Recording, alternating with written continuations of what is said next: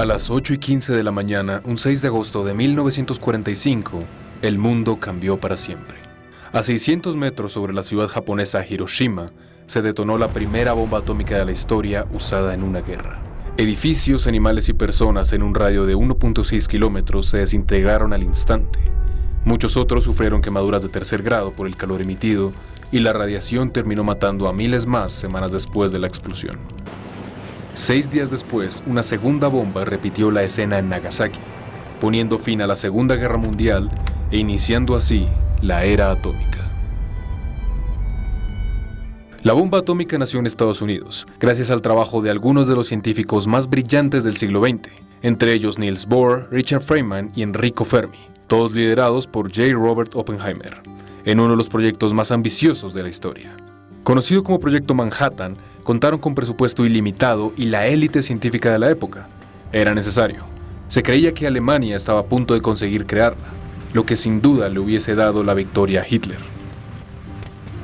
En solo 3 años y con cerca de $2 millones invertidos, 30 millones ajustados a la inflación actual, el arma de destrucción masiva más poderosa hasta ese momento fue creada en América. Pero, ¿qué hace estas armas tan mortales? Para entenderlo, debemos comprender primero el poder del átomo. Esta es la representación más popular que existe del átomo, y aunque no es científicamente correcta con lo que sabemos hoy, sirve para explicar su funcionamiento. El núcleo del átomo está compuesto por 2 partículas, neutrones y protones. Se mantienen unidas en su interior gracias a una poderosa fuerza. Así como la gravedad nos mantiene unidos a la Tierra, esta fuerza llamada fuerza nuclear fuerte mantiene unidas estas 2 partes en el átomo. No es un dato menor que esta es una de las 4 fuerzas que rigen nuestro universo. Lo que Oppenheimer y sus colegas lograron fue romperla. Lo hicieron mediante un proceso llamado fisión. Lo que se hace es tomar un solo neutrón y lanzarlo a un átomo con la esperanza de romper su núcleo. Es como lanzar un ladrillo a una pared con mucha fuerza para derrumbarla. Al separar el neutrón y el protón de esta forma, la fuerza que los mantenía unidos se libera y dispara los neutrones que antes eran parte del núcleo hacia otros átomos, repitiendo el proceso una y otra vez hasta que ya no quedan más átomos para romper, similar a una fila de dominós cayendo. En ese punto, la energía liberada se dispersa, arrasando con todo a su paso. No todos los átomos pueden causar esta reacción. Al contrario, son muy pocos los elementos que fisionan lo suficiente para crear una bomba atómica. Estados Unidos usó uranio-235 y plutonio-239, 2 elementos muy raros en nuestro planeta. Este fue el mecanismo usado en las explosiones de Hiroshima y Nagasaki. El mundo miró con horror los estragos del evento. La bola de fuego alcanzó temperaturas superiores a los 4000 grados centígrados y se estima que el 70% de la ciudad quedó destruida de inmediato.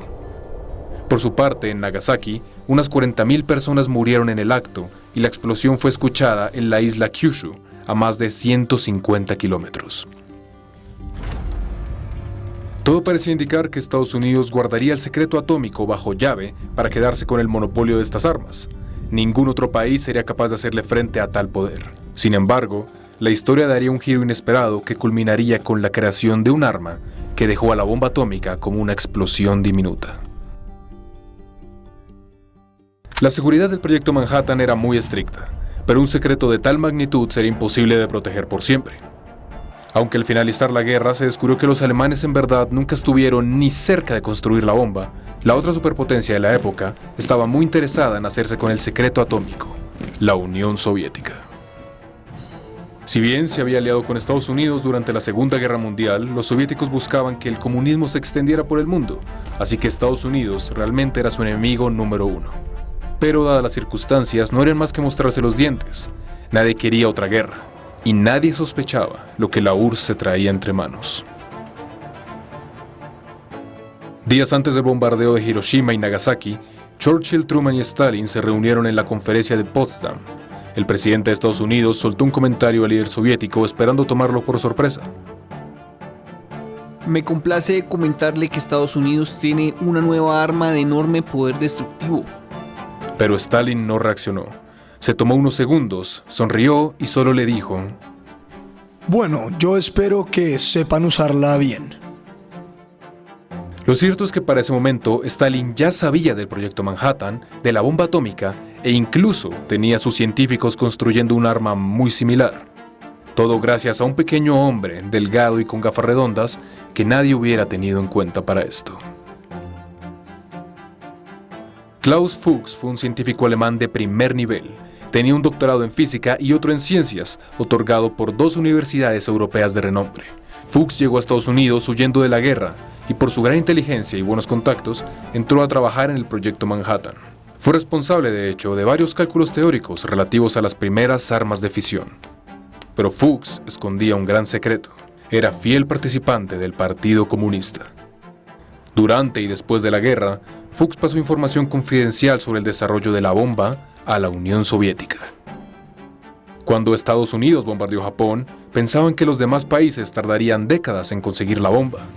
Se llevaron una gran sorpresa cuando solo 4 años después, los radares captaron una señal inequívoca.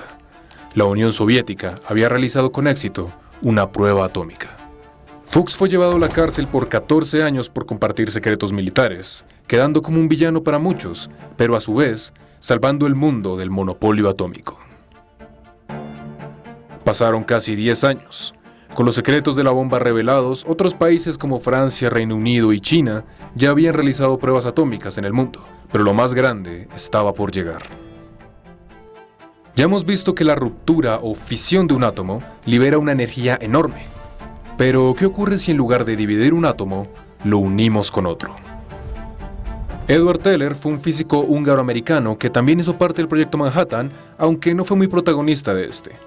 Durante los 3 años que trabajó allí, estuvo obsesionado con una idea: crear una bomba de hidrógeno. Teller se dio cuenta de que si usaba la energía liberada por una explosión atómica convencional para generar una segunda reacción llamada fusión, se obtendría miles de veces más potencia. La fisión genera una temperatura altísima, decenas de millones de grados centígrados. La fusión consiste en usar esa temperatura para lanzar 2 átomos uno contra otro. Es como usar 2 cañones para hacer que sus balas choquen en el aire. Para este proceso no se usa uranio o algún otro elemento extraño. Se lanzan 2 átomos de hidrógeno, el elemento más abundante en el universo. Al empujar estos 2 átomos uno contra el otro de una manera tan violenta se crea una fusión nuclear, mismo proceso mediante el cual el Sol genera su energía. Después de la guerra, el mismo Oppenheimer, siendo consciente de su poder destructivo, luchó contra el gobierno para que no se construyera esta arma. Pero de la mano de Teller, el proyecto no pudo ser detenido. Todo mientras Fuchs seguía pasando información a la Unión Soviética. Es el 30 de octubre de 1961. Sobre el archipiélago de Novaya Zemlya, en el Ártico, un avión soviético modificado carga un artefacto inmenso. Mide casi 8 metros de largo y más de 2 metros de diámetro. Es la prueba atómica definitiva. El piloto libera la bomba y de inmediato da media vuelta a toda velocidad. Se calcula que solo tiene 50% de probabilidades de sobrevivir. La bomba del zar, como la apodaron, empieza su lento descenso atada a un gran paracaídas. La humanidad está a punto de presenciar algo que retumbará durante siglos. A unos 4.000 pies sobre el suelo, la bomba de hidrógeno soviética explota.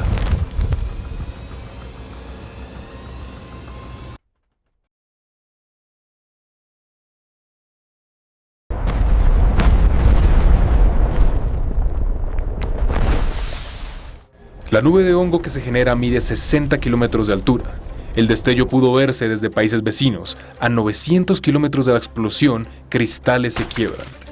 Un pueblo ubicado a 60 kilómetros del epicentro es arrasado en segundos. A escala global se producen lecturas sísmicas y sensores atmosféricos confirman que la onda de choque da 3 vueltas al planeta. La bomba fue 3.300 veces más potente que las arrojadas sobre Japón.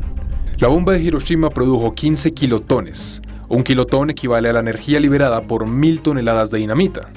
La bomba del zar produjo 50 megatones. Un megatón es igual a 1.000.000 de toneladas de dinamita, convirtiéndola en la bomba más poderosa jamás detonada.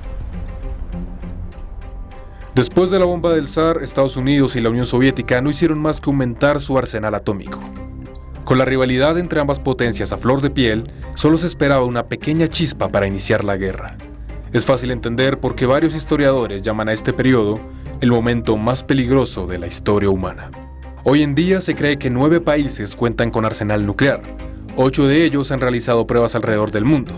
Si bien ninguna tan poderosa como la bomba del zar, cada una es un mensaje de fuerza por parte de las naciones para que no se metan con ellos. Desde la caída de la Unión Soviética en 1991, se han firmado varios tratados buscando reducir el arsenal nuclear del mundo. Estados Unidos concretó su última prueba en 1992, siendo Corea del Norte el único país que ha realizado pruebas atómicas en el siglo XXI. Es por esto que el anuncio del presidente Donald Trump sobre su intención de reactivar estas pruebas ha generado polémica alrededor del planeta, trayendo de regreso los fantasmas atómicos del pasado. Solo el tiempo dirá si las pruebas nucleares vuelven a nuestro mundo. Lo cierto es que han pasado más de 3 décadas desde la última detonación estadounidense, y aunque el debate sobre su regreso divide opiniones, el mundo ya no es el mismo. La misma energía capaz de arrasar ciudades puede darles luz y llevarnos más lejos que nunca como especie.